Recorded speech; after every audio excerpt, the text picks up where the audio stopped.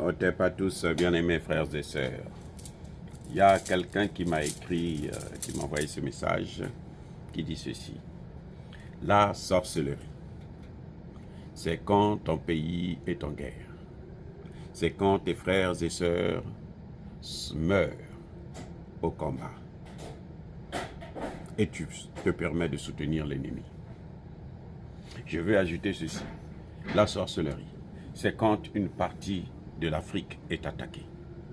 En l'occurrence, le cas échéant, celui de la RDC, qui est attaqué par les puissances occidentales via un homme qu'on appelle Paul Kagame. Et il y a des Africains, même des Congolais de la RDC, qui soutiennent la prétendue prise de Goma, qui n'attendent que ça, qui jubilent dès que RFI et France 24 font croire que Goma est tombé dans les mains du M23, c'est-à-dire de l'armée rwandaise, qui est soutenue visiblement par le terroriste rwandais, Paul Kagame.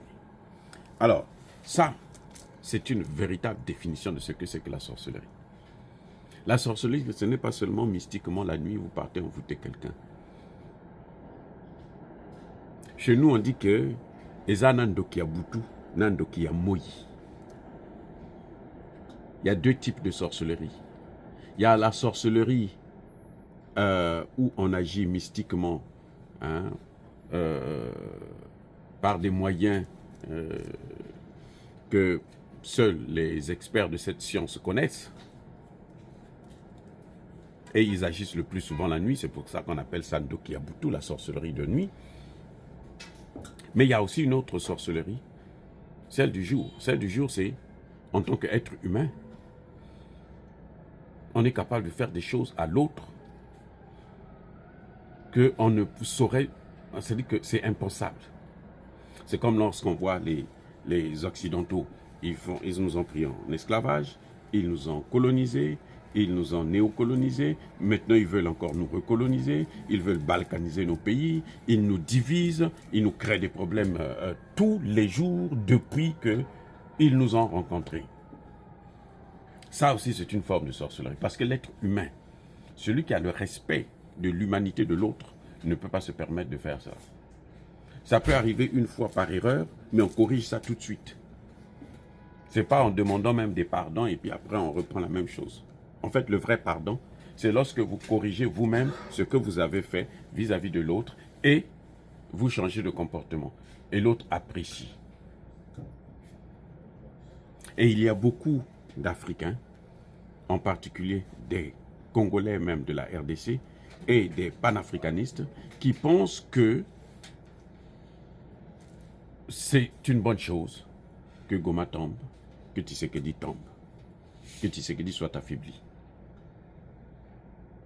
C'est le cas de l'opposition congolaise, qui tous, on les voit, même l'église congolaise, l'église catholique, avec l'évêque du Congo, Monseigneur, je ne sais pas, Ambongo, qui va voir Kagame pour soutenir Kagame, pour dire que le problème, ce n'est pas Kagame, le problème c'est Tshisekedi.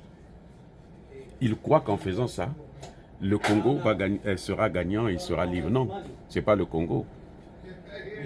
Il s'attaque à un homme qui incarne un pouvoir, qui incarne une institution. Mais il est en train de faire quoi? Il est en train de détruire toute une nation. Juste parce que lui, il peut aller se faire soigner en France à cause de ça. Il aura de l'argent pour nourrir ses petites copines qui ne déclarent pas, ou ses enfants qui ne déclarent pas, ainsi de suite. Qu'il mène une vie en opulence. Voilà. Donc c'est ça un peu la sorcellerie de l'homme noir, de l'Africain. La sorcellerie des Occidentaux, de l'homme blanc, c'est de fabriquer un avion, une fusée qui va à la Lune et puis revenir.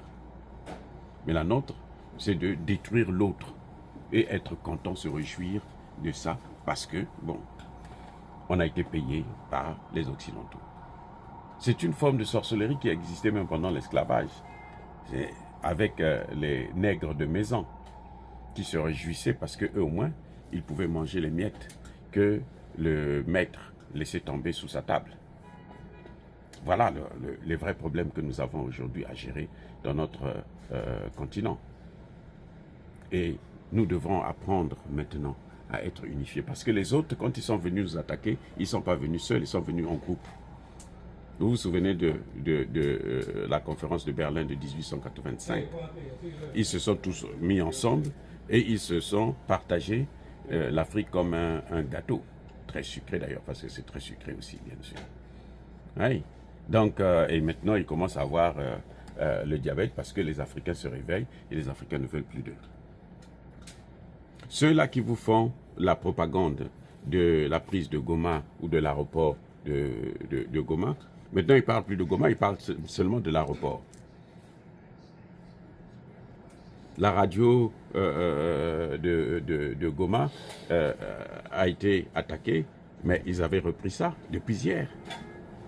Et ils ne vous parlent pas du conflit qui s'est déplacé, qui est allé maintenant au Rwanda, où on parle maintenant de Kagame qui a pris son avion pour fuir, qui a quitté le pays. Ça, ils ne vous disent pas ça. Parce que, justement, pour eux, la joie, c'est de réussir.